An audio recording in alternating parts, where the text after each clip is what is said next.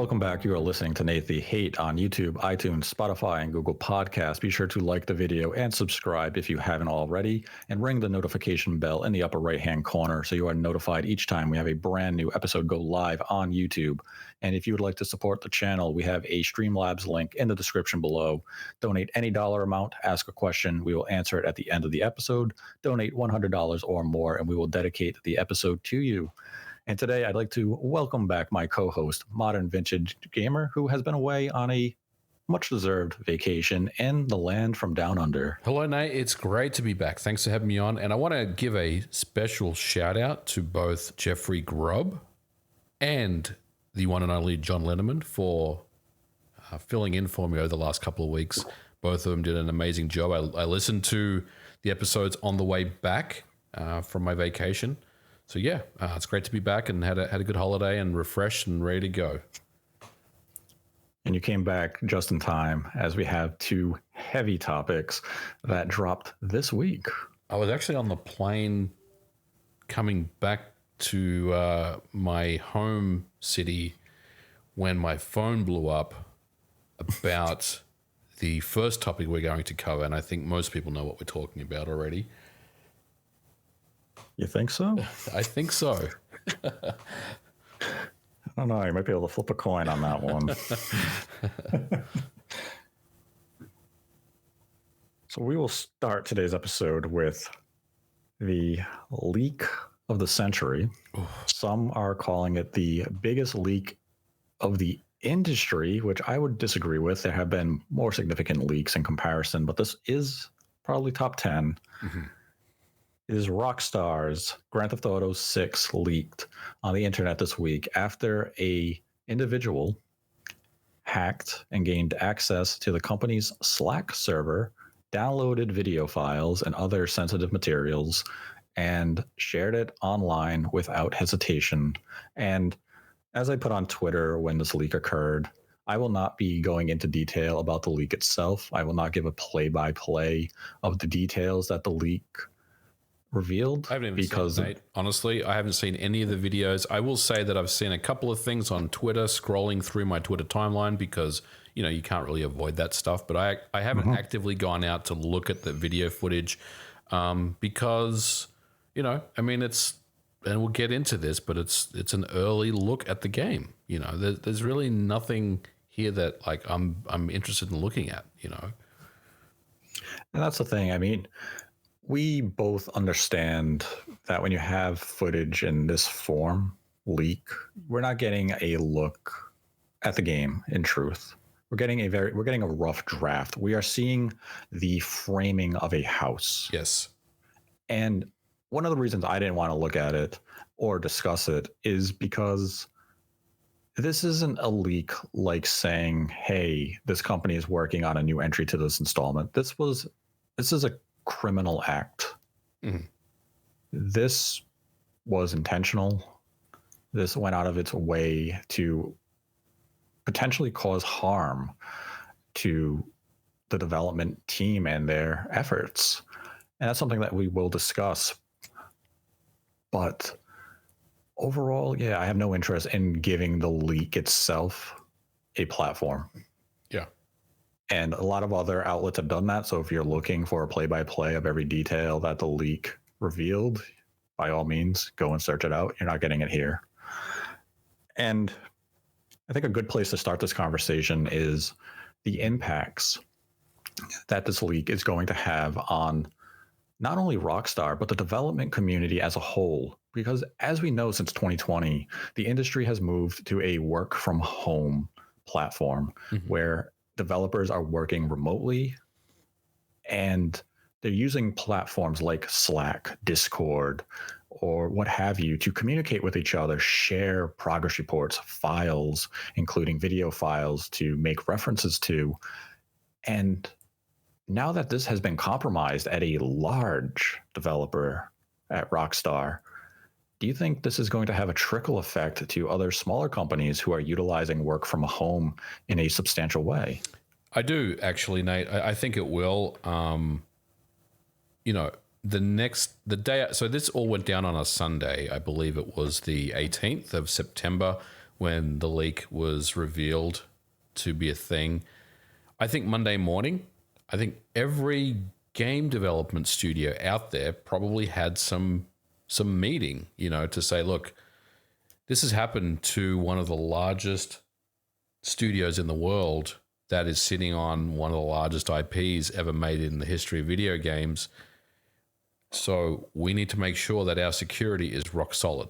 And, if there's an IT security person that works at that company, they were probably going over the security best practices, change your passwords, do this, do that, make sure two-factor authentication's turned on, make sure that you're not posting screenshots on Discord or Slack or Microsoft Teams, stuff like that. So yeah, I think it definitely, was eye-opening enough for anyone that's in the industry to say, we can't afford to have this happen to us because it happened to one of the biggest companies in video games. It could happen to anyone. And you're right. I mean, I think since COVID was a thing, and even before, honestly, Nate, like even some studios, they work remote. Like where I work at Night Dive Studios, it's a 100% virtual company. We use collaboration tools to do our business day to day. And that does involve sharing things around that,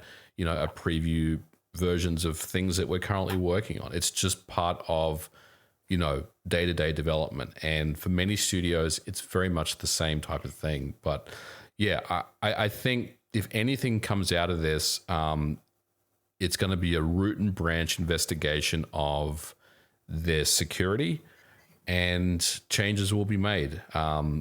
Probably not anything that the public will ever know about, but I can guarantee you that internally, there's probably going to be a lot more stringent security in place. Things like posting videos and screenshots in a Slack channel may not be permitted anymore. It may be something where they decide that you can't do that anymore. If you're going to share media with your team, then it has to be done in a secure environment where it's like either scrubbed after 10 minutes of seeing it or what have you. I don't know what the answer is. But yeah, at the end of the day, it's something that will and probably already has had an impact on not only Rockstar, obviously, but for other studios out there. Yeah, and when this leak occurred, I mean, Rockstar has come out and they put out an official statement saying that this will not lead to any development issues. They are not going to delay the game at all. Everything is going to remain on track despite this leak occurring. And it's also gone as far to find out that the FBI and Department of Justice are investigating this specific hacking group responsible for this act. So we're definitely going to have a lot going on behind the scenes in terms of investigations to find the individual responsible for this. But the fact that Rockstar came out, they did confirm the leak is legitimate. They confirmed the attack. But to come out with such a strong statement of, this isn't going to stop us. Everything is going according to plan, regardless of this leak and this hack. And development is going to continue as it was. That's a pretty bold statement to make in light of what has happened, at least in my view. Yeah. And I think it's a powerful statement, like you said. And honestly, like I made a video talking about the leak before Rockstar made a statement, and a lot of people were questioning, what happens now? Does GTA 6 get delayed? Because, supposedly we've seen a lot of the core gameplay and what have you, or does it get completely cancelled and they just move on to whatever's next? I never really put stock into either of those things. I always felt like continuation of development would be a thing, and they confirmed that. And I think about if I was in a situation where something that I was involved in, a project I was working on, was leaked in this fashion where, let's say, an early build from a couple of years ago went out, I mean, I would be devastated seeing my work out there, right? It would definitely affect me, and I think it would affect many developers. But I think the company side, the publishing side or the develop, I guess the overarching development wouldn't stop. We still want to get this game out. We still want to make cool stuff. So yeah, I think they made the right choice. I don't think it was ever really a choice that they were going to stop or they were going to pause. I think you can independently, go after the criminal behavior that's occurred and continue on with what you're doing. I do think, though, that, like I said, there will be some changes internally from a security standpoint. I do feel for whoever is their chief security officer there, because they're probably on the hook for some stuff, but these things do happen. Yeah, I was very surprised to see individuals think that the game may be delayed due to this, because I wouldn't see any reason for a delay to really occur in this situation. Development would continue, as you said, it's going to continue to progress. And we also don't know how old were the files that were leaked. These could be from months ago, which would then not be indicative of what the game's current status is. And yes, like the court of public opinion on the game will change. They're going to view it, and we've seen this on Twitter just this week, where individuals made the bogus claims that graphics are the first thing completed during game development.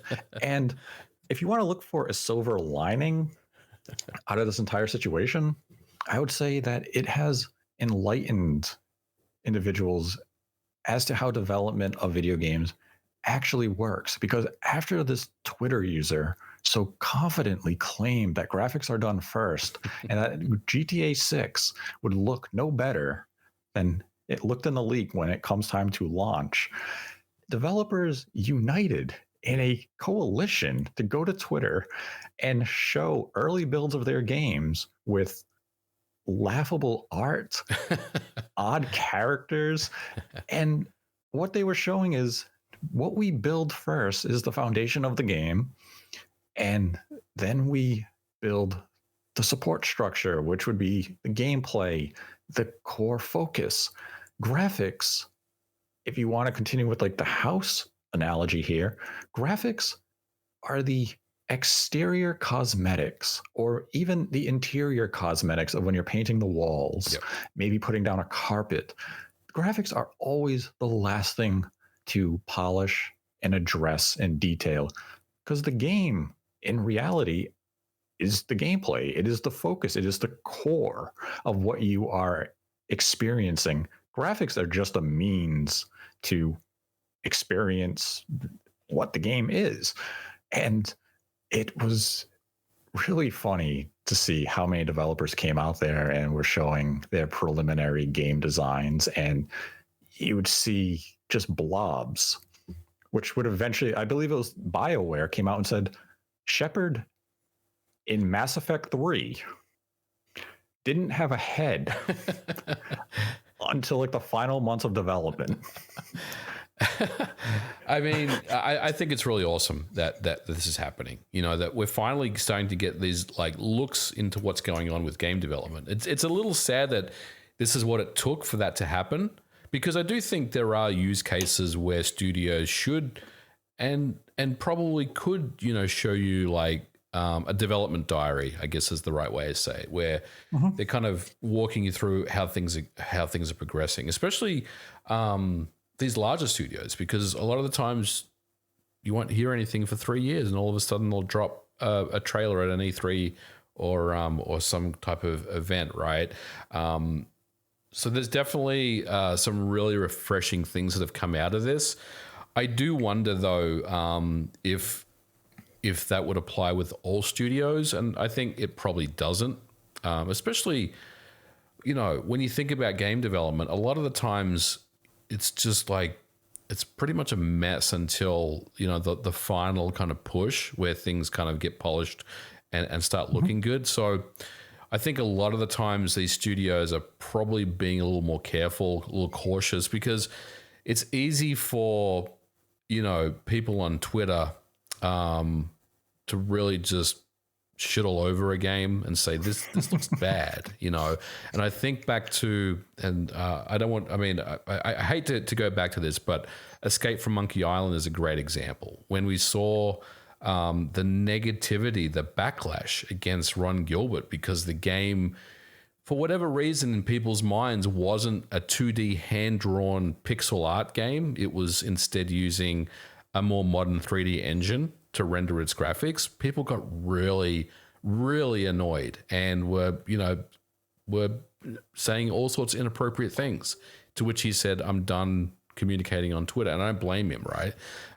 Since then, the game has come out and has received and reviewed exceptionally well. I think it's an 89 on Metacritic, and people love the game. So I don't think it's something that every studio should do, but I definitely want it to be more of a thing, because on the flip side, I mean, what is the harm in showing a development diary of something that people are waiting to play? You know, I think there's definitely a lot of value there. And one great example is Skate 4 right now. I mean, we're seeing kind of work in progress looks at that. I mean, it's probably pre-alpha stuff. I don't even know what you would call it, but I think it's for someone like Skate 4, which is, you know, something the fans have really wanted to see again.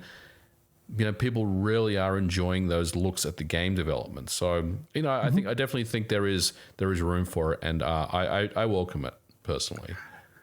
Yeah, like as you mentioned with Skate 4, EA has also been very transparent with the development progress of the Dead Space remake.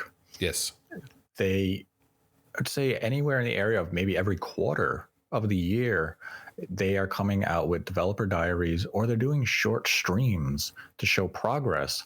And during some of the early streams, there were definitely individuals on social media who were saying, oh, well, this doesn't look that much better than Dead Space that I'm playing on my Xbox Series X. And, well, there's a reason for that. They haven't gotten to that point of enhancing the graphics and the textures and the character models yet. The focus at those times in those development diaries, as was mentioned numerous times in the diary itself, as well as the description, were the sound effects. Right. And fans actually gave feedback where they said, you know, the gun sound effects don't sound quite as impactful as the original release did. And EA and the developers for the game took that to heart. And they released a Twitter video doing a comparison of what they had shown to what they were now at. And fans reacted saying, yeah, you're making good progress. We like what we're hearing. Yes. And that was a great time to show where a developer interacted with its community, was transparent with the progress the game was making, and was able to get meaningful feedback to improve the product. Now, Skate 4 and Dead Space may be exceptions to the rule. Obviously, as you mentioned, bigger games, be it GTA 6 or let's say Breath of the Wild 2, which, yes, it's called Tears of the Kingdom. I'm going to keep saying Breath of the Wild 2 for a while, Nate. You just have to bear with me until I change over. It might take till May of next year, but we'll get there. Yeah. But that's a type of title. I'm not anticipating Nintendo to come out and be transparent and saying, here we have Link with this unique gameplay element, because unlike Dead Space and even Skate 4, those two games aren't looking to redefine their genre. When we're looking to Tears of the Kingdom, Nintendo is likely implementing new gameplay concepts and ideas that's going to push the genre and the franchise forward. So they're keeping these close to their chest because they want them to wow the player when it comes that time. But when it comes to these remakes and remasters, don't be so secretive about them if you can use the community to aid you in development. So let's use even The Last of Us Part 1. They announced the game in June for a September release. Would it really have been that harmful for them to have announced this game a year prior, 6 months prior, or even done the Dead Space route of early development and gotten feedback from the community about maybe changes they wanted to see? Because one of the biggest things we saw with Last of Us Part 1 was that users were angry when they learned that the modern enhancements weren't going to be a one-to-one replica to what we got in The Last of Us Part 2. Right. Now, we talked about this before, where that was a failure of marketing from Naughty Dog and Sony. Yes. They could have been crystal clear with that back in June. But let's say we're in a different timeline. They announced this game earlier. They could have gauged users of, do you want prone? Do you want Joel to be able to dodge?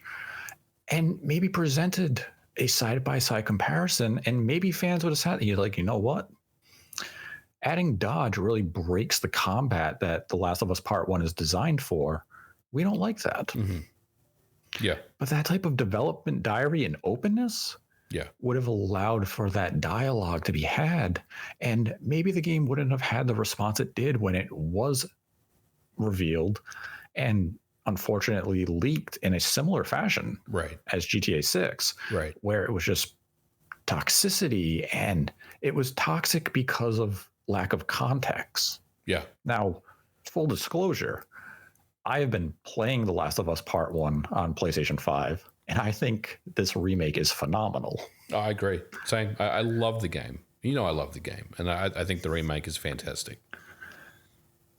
So, I mean, I definitely think the industry can use more transparency, and I think it's unfortunate, as you were mentioning, that GTA 6 in this case may have been an example to really illustrate that transparency could be in your favor in some of these cases.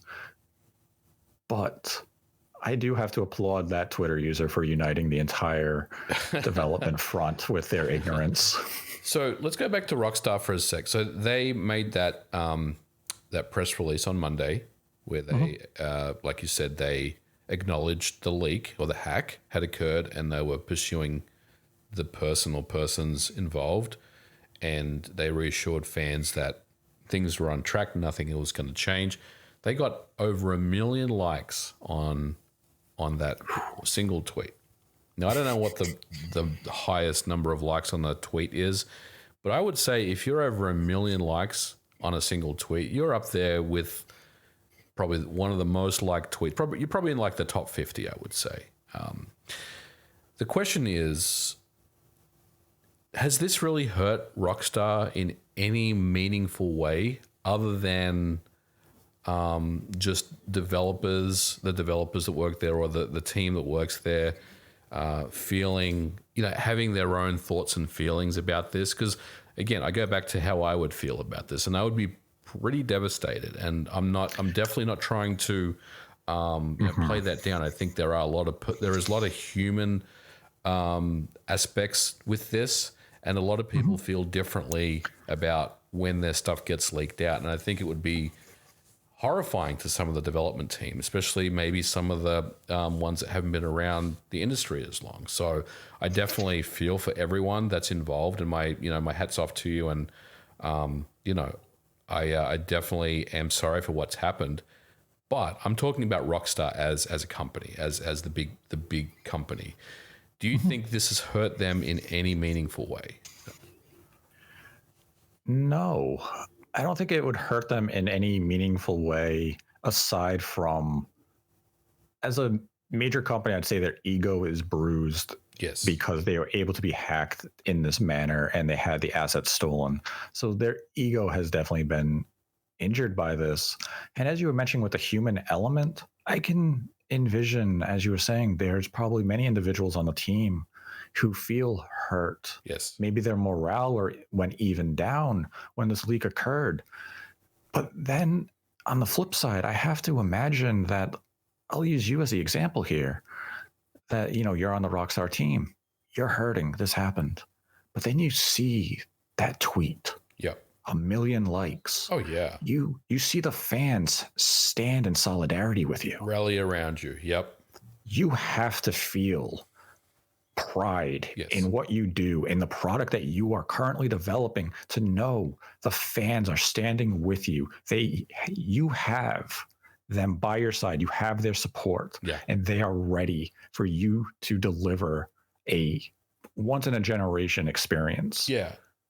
I guess that's what I'm getting at. Like, I feel like there's more hype and there's more energy around this game now than there was previously. And I'm not saying we should leak things, and like we should let this happen, but Rockstar played this perfectly, and I think they've come out like, Sunday was a bad day for them, Monday was a bad day for them, but like since Monday, I think everyone that had a passing interest in what GTA 6 would be now is like, I really, really want GTA 6. I'm hyped for it. I want this game now. So in many ways, it's, they've come out of this a lot better than they came into it. Yeah, which it's hard to say that because like this isn't a black and white situation. So I hate to use like, this is a very basic term to say they benefited from this, because I don't mean it that plainly. Right. I know what you're saying. But you know what I'm trying to say here is that through this, they were able to see their community rally behind them, see how much hype the gaming community has for this new installment of GTA. And I might add, sorry to interject, but I might add, this is the same company that has ongoing lawsuits right now with modders, people that mod and, apply texture packs and do all sorts of, tricks to enhance GTA 3, 4, and 5. There's active lawsuits going on with some of the modding community. There's been situations where they've completely taken modding websites offline.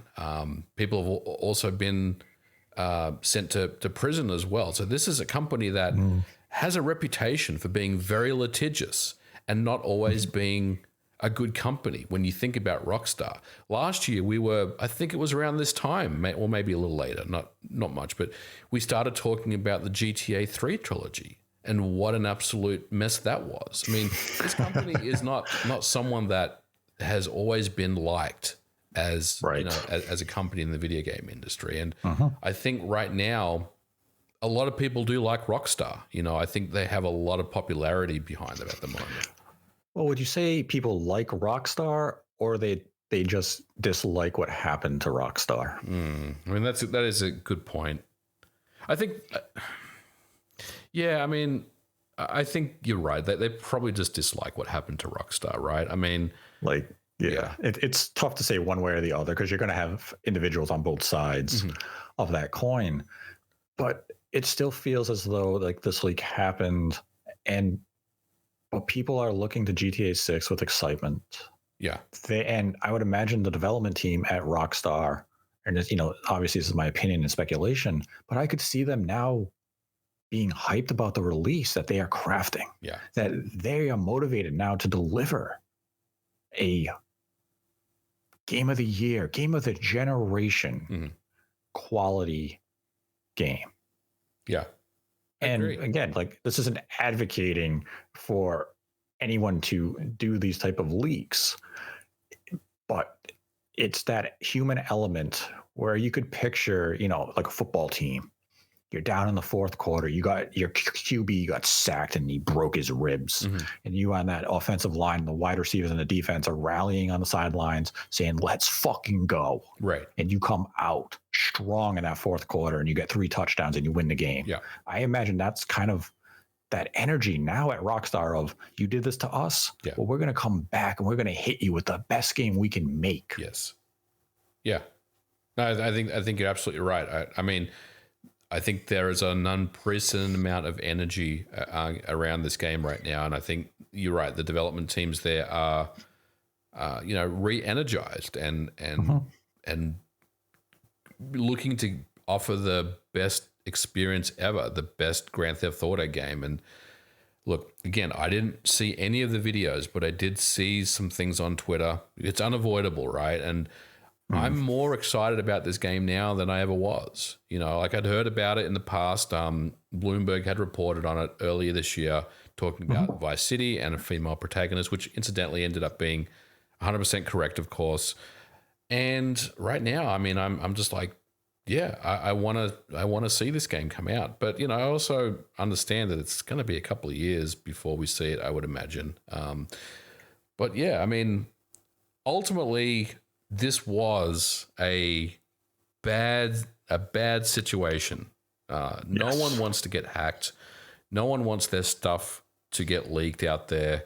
But I do think that they did handle it well.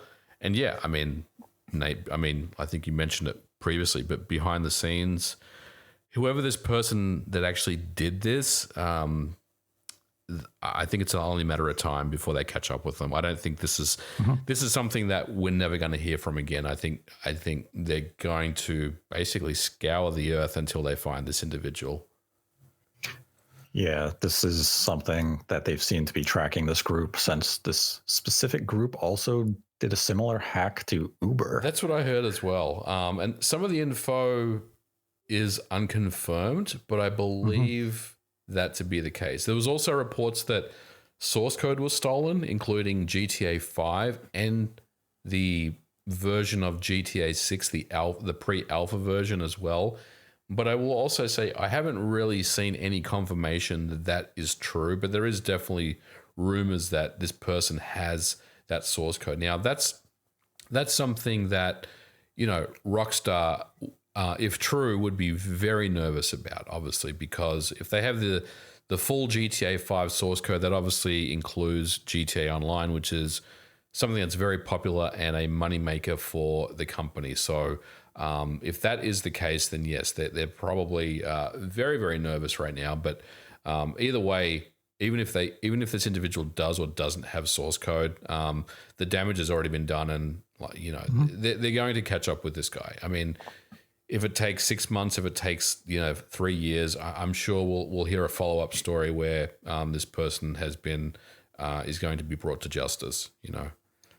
Yeah, this is just a matter of time. Yeah, because as you mentioned with the source code, there's been a lot of preliminary reports of the individual claiming that they will sell it, but whenever offered, they don't seem to. So this could just be a bluff on their part. Yeah, could be. And if they really do have it, with the FBI, the Department of Justice involved, they'll set up a sting operation if they have to trace this individual down. And like you said, it's a matter of time. This individual will likely be caught and brought to justice. As you were mentioning earlier as well, Take-Two and Rockstar are not shy from using the court system. Oh, they don't mess around. I mean, they take down YouTube channels. They take down they DMCA tweets that they don't like. I mean, they have a lot of power. Yes, I mean, way back in the day, I had a friend who ran a website, and this is when GTA 5 launched on the 360. In fact, it may have even been GTA 4. Okay. Memory is a little hazy. That's how far back we're going. And they were someone had sent them footage early, and they posted it on the website. And they got an email from Take-Two Rockstar legal team, and they said, you either take the video down now, or we're going to sue you, and we're going to issue a fine of $500,000. Wow. And this individual's website made all of about $1,000 a year. So they took down the video very quickly. They're like, I can't afford that. But that's how serious Rockstar is when it comes to these types of situations of you show our assets. Yeah. We're coming for you. Yeah. I mean, very litigious. And look, I've had my issues with this company before. Like, I think the way that they go after modding groups is absurd, and the way that they're actively taking, individuals to court. And look,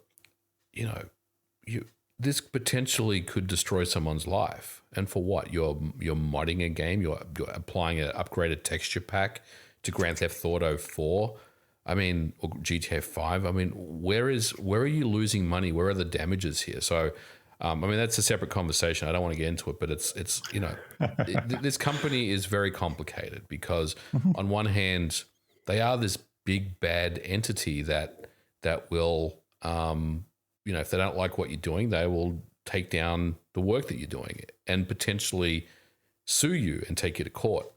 But on the flip side, no one deserves this. No company out there deserves their stuff to get hacked and leaked in this fashion. You know, criminal behavior where assets have been stolen and published on the internet. I don't wish that on anybody, you know, and I think that's the key thing for me here in this particular situation.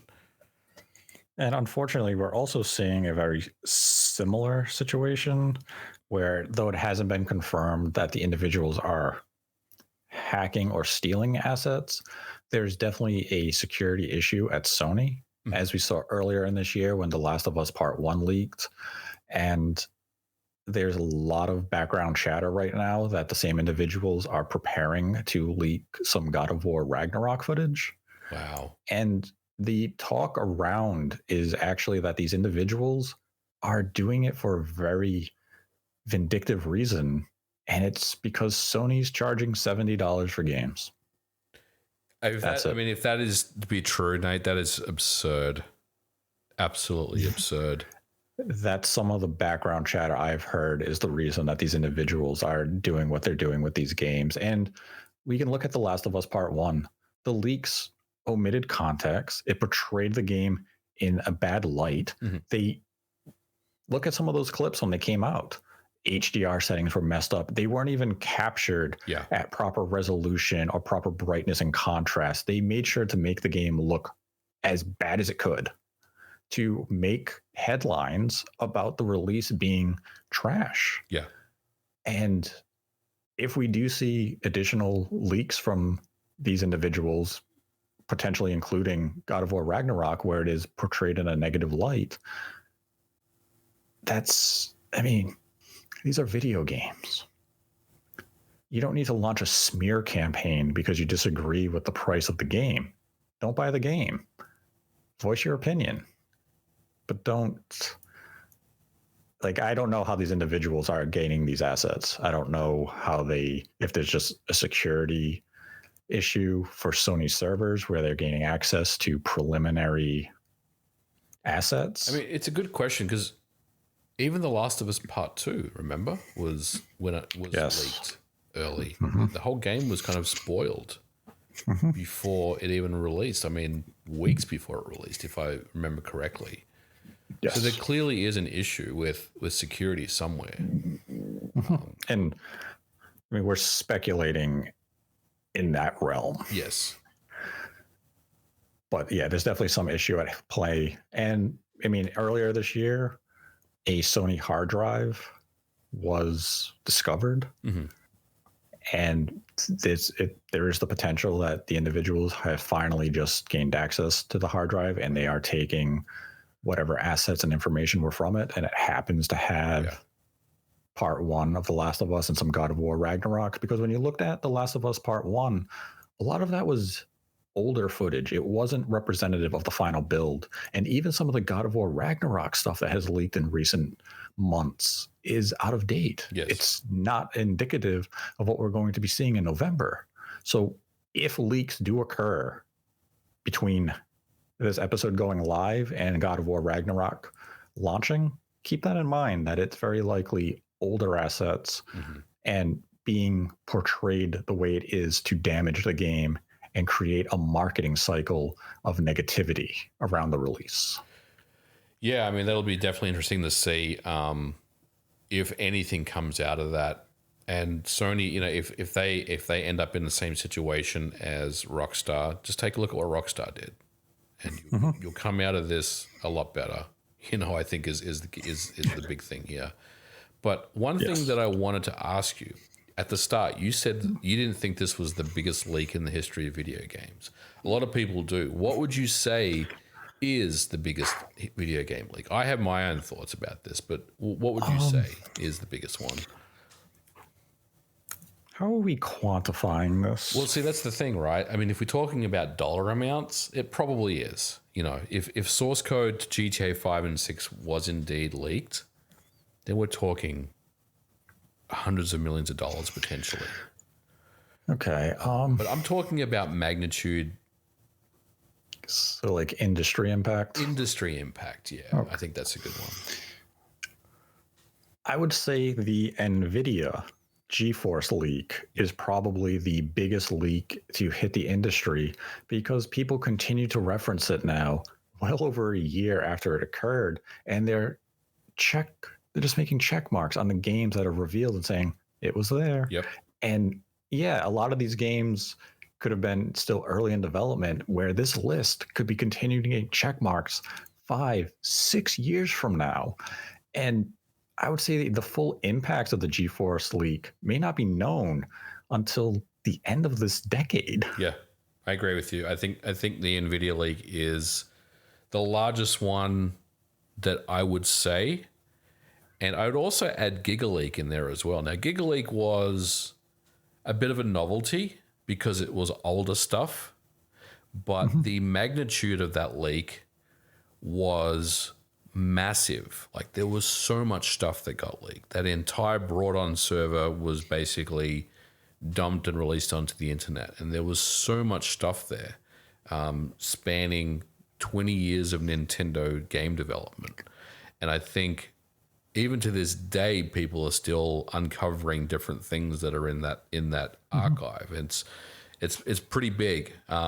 Is it an industry impact? No, not really, because I mean, it's stuff that's happened a long time ago. But I think those two examples for me would be bigger than the GTA 6 leak, which is big. I mean, GTA 6 does remind me of Half-Life 2, the leak that happened with Half-Life 2 many years ago. You know, a much anticipated game that a lot of people were waiting for. This is how I kind of put the GTA 6 leak in as well. I think very similar circumstances and similar magnitude. I guess the only difference is at the time, Half-Life 2, when that got leaked, there was no Twitter. There was no real social media presence there. So I would say that if let's say Half-Life 3 was announced and halfway through its development, it got leaked, it would be as big as GTA 6 would be, maybe bigger. Yeah. I mean, and to the point with the Giga leak, it may not be big in terms of industry impact, but some of the impact from that leak has actually helped advance the emulation scene. Yes, it has. And on the flip side, I think it also gave Nintendo some pause about working with third parties as well on their security side, because this is something that Nintendo never really commented on, right? They didn't say anything about it when it went down. They didn't acknowledge it. They didn't say that they were, going after the individuals. They didn't say anything on it. But I'm sure, Nate, that behind closed doors, there were meetings and discussions going on about, what do we need to do to ensure that this doesn't happen again? Yeah, absolutely. I mean, we know how Nintendo is with their secrets and security. So when that happened, they were definitely sitting there having conversations of, this happens again. Yeah. We are not going to be a happy Nintendo. And speaking of Nintendo. Yes, a perfect segue into speaking of Nintendo and potentially a related leak, I guess is how we would frame it. And we're going to view this as though it were in a vacuum. Nvidia had I don't know if you want to call this a leak per se, because, and you can correct me if I'm wrong, I believe this is public information if you know where to look. And it's that a Linux kernel update became available to the public eye that makes mention of the T239 chip. And if that doesn't mean anything to you, that's okay. The T239 is the expected code name or the chip that will be used by Nintendo for their next iteration of hardware, be it a Switch Pro, Switch 2, or next-gen Nintendo platform. Now, this specific chip has been referenced a couple of times over the last year or so. It was referenced in the NVN2 leak. But as I said, we're going to view this specific instance in a vacuum. Mm-hmm. So this Linux kernel log comes out, and it's really just about, it's a communication platform specifically for Linux development. And it mentioned the T239. And it mentions some technical specs, basically that it's an 8 CPU core in one cluster.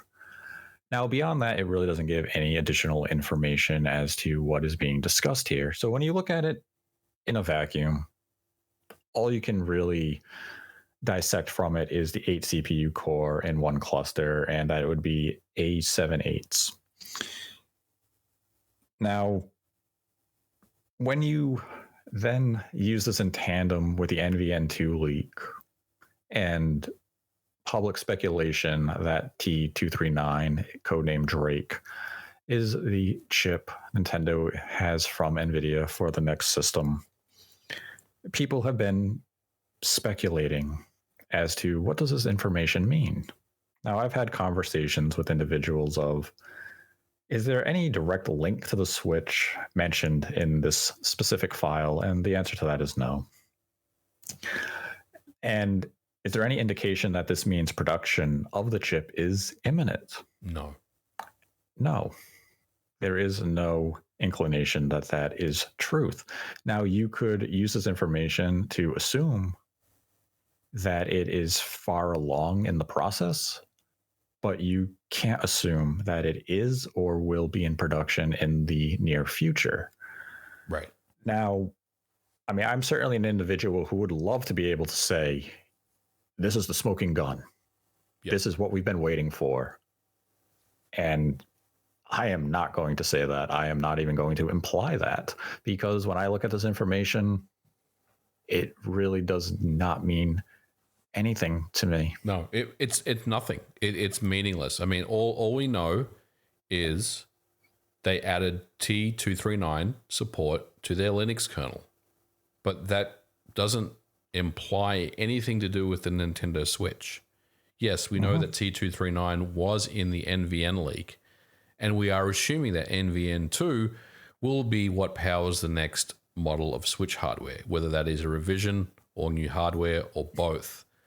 But if, like you said, if we take a look at this Linux email, this automated email, and you're right, I don't know if it was a leak or if it was just available on some public server somewhere.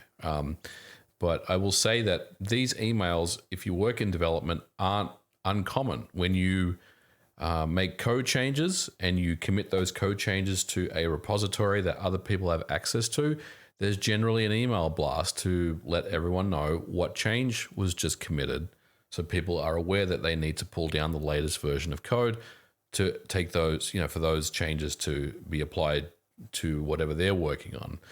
But be that as it may, and that aside, this doesn't really tell us anything, Nate. All we know is that they have T239 running on their Linux kernel. But like you said, does that tell us how far along things are? No, we don't know. They could be like, they could just be start testing this now, this kernel running on Linux, and they may spend the next year, ironing out bugs. It could be for a completely different use case that we're not privy to, that we're assuming is Nintendo related, but it could be some other NDA project that we just have no insight into. I think you're absolutely right. In a vacuum, it just doesn't give us enough information. There's no smoking gun here. Now, if there was a Nintendo email address on that email chain, then I would say yes, there is that link, right? That something is definitely happening here. But unfortunately, that's not the case. It's just an internal email with Nvidia employees. And, that's really all I can say on this. There are a lot of people that are saying, something's happening, it's imminent, it's happening. Obviously, there are things going on in the background. That could be true, or it may not be true. I guess the takeaway for me is, like you said, we don't really know anything more now than we did, a few months ago or a year ago.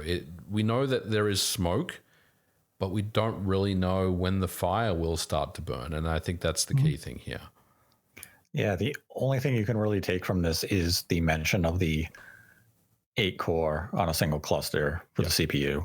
And yes, that's a new spec, but without clocks, you really can't walk away with anything meaningful from this. And that's how I'm walking away from this. I'm walking away from it as a curiosity. If you would like to use that information to speculate about what it could mean, by all means do so.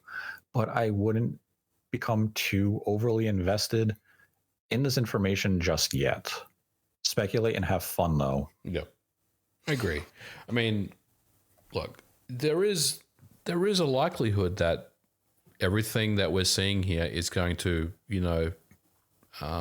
get announced at some point. But there's just not enough here. There's not enough meat here for me to really conclude that there's any new information other than the number of cores on this processor. And aside from that, we don't really know anything more than we did previously. Yeah, it's definitely an interesting development just in terms of, I guess, if you really like to talk about CPUs, Nvidia, and stuff like that. But like beyond that, you're going to see a lot of clickbait headlines, implying that this means something is imminent, but there is no clear evidence of anything being imminent in this file or this log. So keep that in mind as you're having these discussions. Honestly, I thought it was hilarious that people were picking this up. Like, I didn't think it was anything. Like, this is the definition of a nothing burger for me, where it's interesting and you can try to connect dots if you want to. And like you said, it's fine to speculate. I'm not here to tell you how you should react to things or what opinions you should form. I'm definitely not about that. But for me, when I saw it, I was like, this is much ado about nothing. And I knew that outlets would start picking up on this stuff because, any Switch Pro, and I'm using air quotes when I say that, any new information is something that most of these outlets will pick up on, even if it's the smallest thing. And I personally didn't think it was anything, but other outlets, obviously, they decided that they would make a story out of it. And look, I'm not here to knock your hustle, but I didn't really think it was really worth talking about, honestly. Yeah, I had conversations with, several people to get their opinion, their takes on it. And generally the consensus was, if you view it as it is, there is really nothing here outside of, as we mentioned, the specific CPU spec. But otherwise, speculate, have fun with it, explore those possibilities in your mind if you would like to. But don't use this as a foundation of what will be. This is a potential foundation of what may be. So you're kind of just looking at, you're shopping around for new decks and you're flipping through the pages. You haven't actually settled on anything, though. It's that type of concept. I don't want to talk about the Switch Pro very much, but I feel like something's going to happen next year with hardware. And maybe that will coincide with the next Zelda game, Tears of the Kingdom. But Nintendo has been very unpredictable in recent times. So who knows, when we'll hear something about this stuff. Yeah, like on my end, the information I reported in October of 2021 is really still the only information that I have right now. If I have an update to give, we will make a video at that time. But as we concluded in October of 2021, remember that what was the plan a year ago may not be the plan today. Right. That was a year ago, was before component and supply cost was skyrocketing, before the chip shortage was really hitting the industry hard. So Nintendo could have evaluated those situations now and decided to pivot and cancel the hardware, maybe repurpose the hardware into an actual successor, any number of possibilities. And that's something to keep in mind and entertain as possibilities. And again, this isn't inside information. This is me giving opinion based on the realities that are hitting the industry in the moment and exploring possibilities that Nintendo could potentially be considering. Yeah. Well said. Now we can go into some of the StreamLabs questions for this week. There aren't too many, but usually there's always a gem or two in terms of a question. And our first question comes from Jackie G, who donated $1. And their question is, remember Amazon Luna? No. Yep. You poor bastard. I think Night Dive did one Luna game, but yeah, Amazon Luna. No one remembers it. Nope, not even Amazon. I mean, Stadia will go down in history, but Luna, I'm not sure about. No, Luna's going to set like the moon and just not come back. Then we had a $1.69 donation from Mr. Stud Muffin, and they write, great show as always. Was a welcome surprise to see the Nate the Hate reaction episode so quickly. I was surprised by some of the disappointment people had for the Nintendo Direct, but then again, I love JRPGs. Bring on Octopath Traveler 2. So Nate, I was gone, obviously, when the Direct was on. I did watch it after the fact, but I liked the Direct. I thought the Direct was good. I mean, I know there was a lot of farming games in there, and that was kind of the big meme, but I thought, Nintendo Directs have something for everyone, and I kind of walked away feeling pretty good about it. What was in 100 words or less? What was your score? What would you rate this Direct as? Because I never really got your take on that.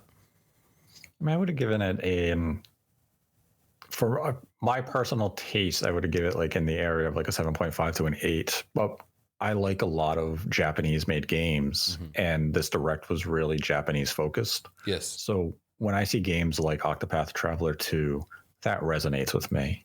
And I could see where a lot of individuals have been like, ugh. But yeah, for me, I walked away from that Direct feeling satisfied with the offerings. And again, like as we talked about in the show when John Linneman was on, if you don't like Japanese games, I can see why you wouldn't have been a big fan of that Direct. But its focus was Japan. It was the week of TGS. That was the intended market. And, I think it spoke to the market that it was really looking to appeal to quite strongly. Not every Direct is going to be Western focused or full of games that appeal to Western tastes. And that's okay. Yeah. What about, I guess last question, Tears of the Kingdom? Was it a surprise that the release date was maybe, I thought it was going to be in this fiscal, but was it a surprise that it wasn't for you? No, I wasn't surprised by that. I mean, as they had said when they delayed it back in February, they were targeting spring 2023. I always view spring as that April to June window. Right. So it coming in at May fit that expectation. Maybe surprised it's in May and not June. Yep. Kind of get, that June Direct or E3 extravaganza right before release. I would have maybe had anticipated if it were, like me in marketing. But no, it landed right around the time I was expecting based on the information they had put out there. Yeah. That's fair. Yeah, I don't know. Maybe I just felt like maybe it was going to come a little earlier, but we've waited such a long time for it. Nintendo, take as long as you need. I think the game is going to be great when it comes out next year. I'm looking forward. But did you notice what game we are getting this fiscal year? Which is? We're Fire Emblem Engage. True. Game I talked about way back in January. Yeah. And was called a liar about. Yeah. Then had a follow-up $1.69 donation from Mr. Stud Muffin. And they write, Project Eve, now known as Stellar Blade, has been a game I've had my eye closely on since last year's PlayStation Showcase. I was super happy we got to see it again at the most recent State of Play. Love the character and world design. Strong Bayo-Near vibe. Looks good. Yeah, I mean, I think it's a game that I'm going to want to play when it comes out. Yeah, and you're right. I think it does have a strong Bayonetta/Near vibe. Is that due to the gameplay or because of the heavy focus on her ass? Probably both, actually, to be honest, Nate. Probably both. But yeah, it looks good. I want to try it out. Then had a follow-up $1.69 donation from Mr. Stud Muffin. They write, lastly, I'm rooting for you, Nate, for Silent Hill. Yeah. Join my team. Join my team, Mr. Stud Muffin. No, don't go to the losing side. Go to the winning team. Join. Come on, Konami. Team. See, I could put you on the spot, Nate, and ask you what happened with Silent Hill, but I'm not going to do that. Hey, Konami has so many wins right now. That's true. August comes with Cowabunga bundle. September hits Suikoden. That was a pretty sweet announcement. Yeah, I mean, I talked about on the Spawncast last week a conversation no one was ready to have, which was proven by the panel, where I said, it's time. It's time to admit Konami is back. Yeah. They are releasing some quality console games, and I think it's time for people to say, hey, the Konami I remember you used to be, you're coming back into your own. And when they announced Silent Hill, and then when they announced Metal Gear Solid 3 remake, I think people are going to have to acknowledge Konami's. I don't know if they're back yet. They're close. Like they're in the garage restoring the 57 Chevy. Like they're making slow progress and becoming the company we remember they once were. They've got 7 cylinders working. They just need to get that 8th, and they should be ready to go. They're close. I mean, I think they're close. They've worked a lot harder this year than they have for a long time. And you're right. There's definitely a lot of momentum with Konami right now, with the Turtles stuff, the Cowabunga collection. With Suikoden, there is a lot of stuff going on at Konami. Gotta start paying attention to them a little more. They're not the company where everyone was laughing at them, saying, "Oh, it's going to be another pachinko game." Yeah, I mean, I think there's definitely been a push. I don't want to say away from the pachinko business, but I feel like they've started to scale up their game development or the video game side again, where. Yes. 4 or 5 years ago, they were probably at their lowest point where they didn't really care about that stuff as much. But now, I mean, they've had some wins in recent times, and they are seeing the money that can be made. And honestly, they're seeing the money that, a company like Capcom, probably their biggest rival, in history, right? Like they've always been... big rivals, right? They're seeing what they're doing with the Resident Evil series and the Monster Hunter series, and they're like, well, we can do this. We have Castlevania and Silent Hill and Contra and PT. We have all this stuff that we can look at. So, I mean, I think what you say is true. There has been a resurgence of Konami in recent times, and yes, I would expect that to continue and go into next year, even stronger. We haven't even talked about Metal Gear Solid yet, but I mean, I think anything that they've done that has been popular for them is probably back on the table, except for Silent Hill. The fog is coming in soon. Then had a $5 donation from Anonymous.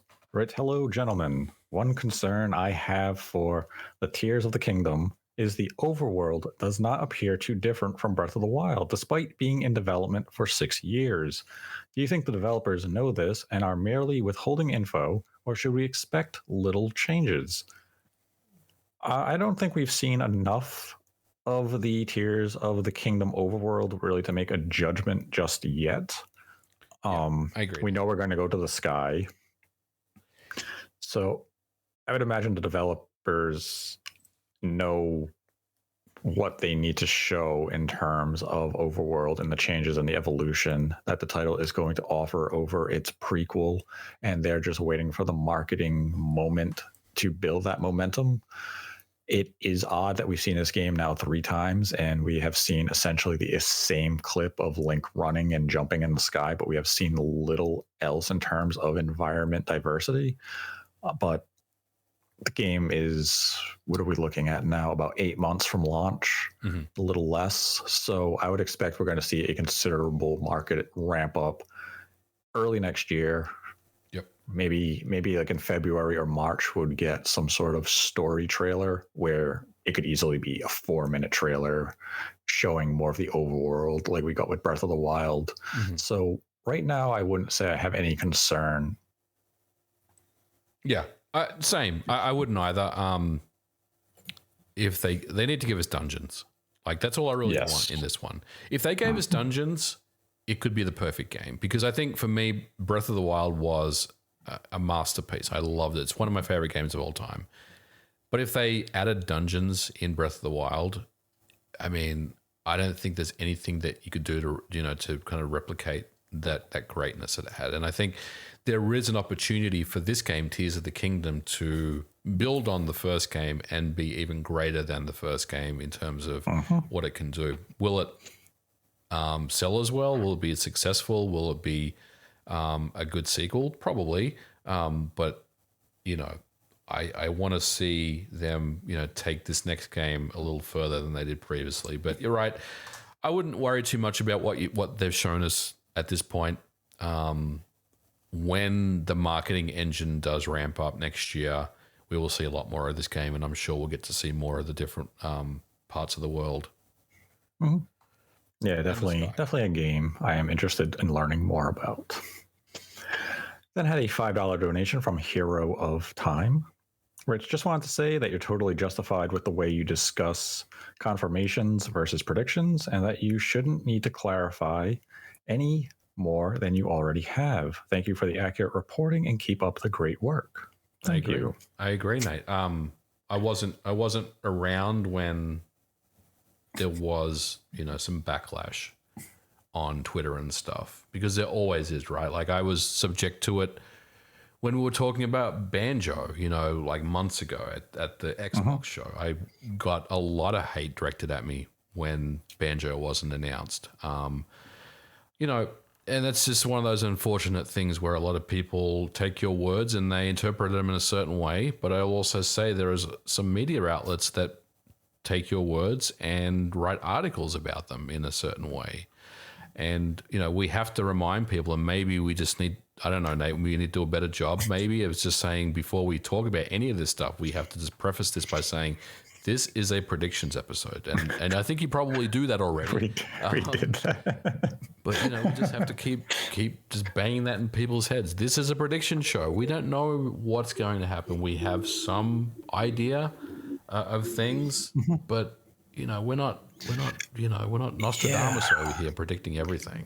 I mean, and I think that's kind of the issue, even with like going back to like your Banjo example, is we can have knowledge of a project existing, but the prediction is the timing in which we will see it. So like with Banjo, we didn't know Microsoft was only going to focus on 12 months. No one did. Nobody.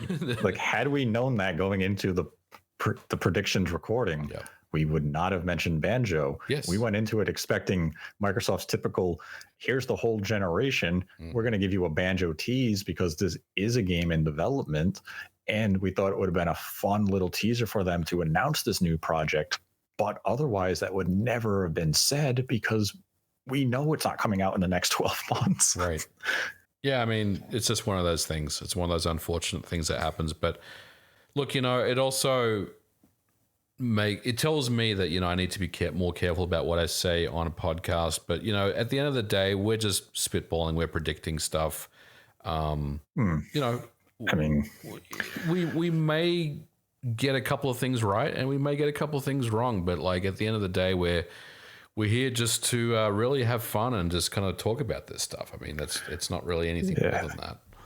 I mean, that's the thing with when Grubb and I did the predictions episode, I did the best to my ability to make a clear line where we opened it with what we know, where I said Mario Rabbids 2 Spark of Hope would be at the Direct. Jeff said that It Takes Two would be at the Direct. And then everything following that, I said this now is the prediction speculation part of the discussion. Unfortunately, there was bleed over into that discussion where people were taking the predictions and speculation as things that we said would be at the Direct. And I thought the line was clear. I will, when there's a prediction episode again, which would probably be the Game Awards? Yeah, I'd say so. We'll make that line, I guess, even more crystal clear, which we'll probably have a guest on that episode because we still have to fulfill MVG's losing bet. We haven't forgotten your skatittles. We'll get off of that. Couple months.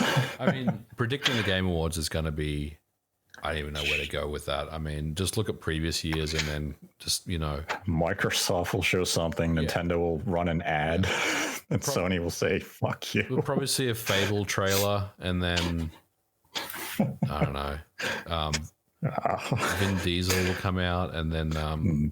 and The Rock will pitch a pizza. Imagine Dragons will play a song and... Jeff Keighley will waste. Reggie will come out and give some award. He'll award himself for best author of the year. Yep. And Jeff Keighley will waste 4 hours of our time. That sounds about right to me. That is brutal. Holy crap! It's probably the best predictions episode ever. Well, we gave it 3 months early. This will be a YouTube short in December. Crop this out. And the final StreamLabs question for this week comes from Retro Tux, who donated $3.16, Steve Austin style. They write, Final Fantasy VII Remake was supposed to be a timed exclusive for PlayStation. We still have no information of if and when it will come to Xbox. Do you have any information on the matter? And why is the Crisis Core remaster coming to Xbox if the remake trilogy is not? So, as far as I know, there is no plan to bring Final Fantasy VII Remake to Xbox. It could be done. There is nothing preventing it. It's just not in the plans at Square Enix in the moment to make that a reality. Now, that can easily change over time. It could be a case of their focus right now is to get the trilogy done on PlayStation. And then once the trilogy itself is complete, they could bring the trilogy to Xbox. But part one is not currently in planning for the Xbox ecosystem. I heard Insider Randall Thor 19 say it was coming to Game Pass. Was that not what I heard a couple of months ago? I think you heard that back in June. I think he's something like that. Yeah. Let us know, Rand. We'll get Rand in trouble with that. Rand said it wasn't happening. He gave it as a prediction.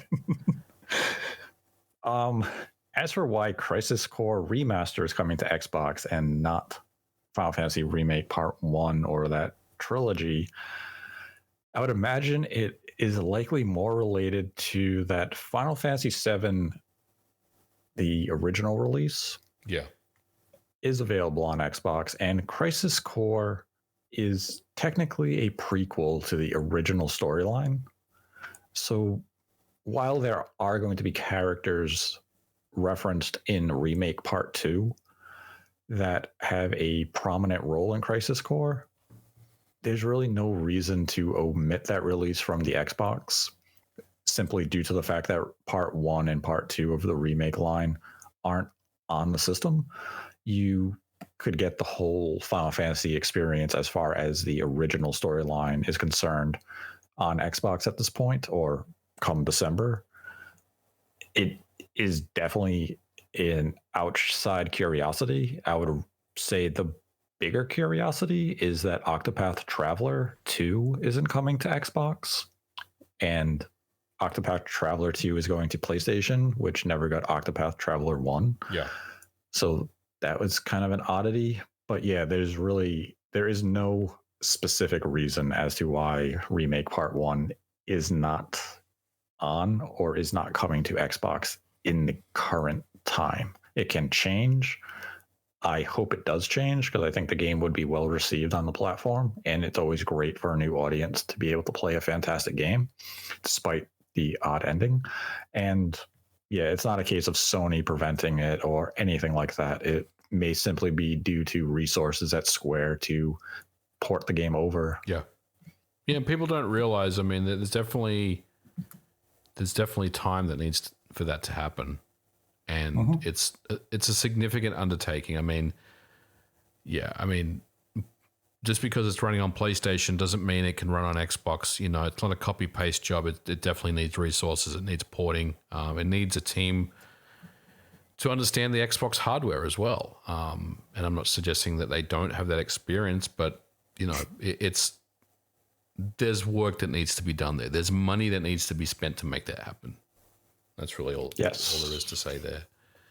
And, you know, Microsoft is still making great strides and effort to appeal to the Japanese market better and to appeal to Japanese developers and publishers. And you can look at this past week where the Xbox Series S sold upwards of 13,000 units in Japan. And we're seeing Atlas and other Japanese companies make deals with Microsoft to get games on Game Pass or even exclusive content, like we have seen Microsoft reach out to Hideo Kojima to make an Xbox exclusive. Yep. So effort is being made. Maybe one day the Final Fantasy VII Remake trilogy will arrive on Xbox, but nothing for the immediate future.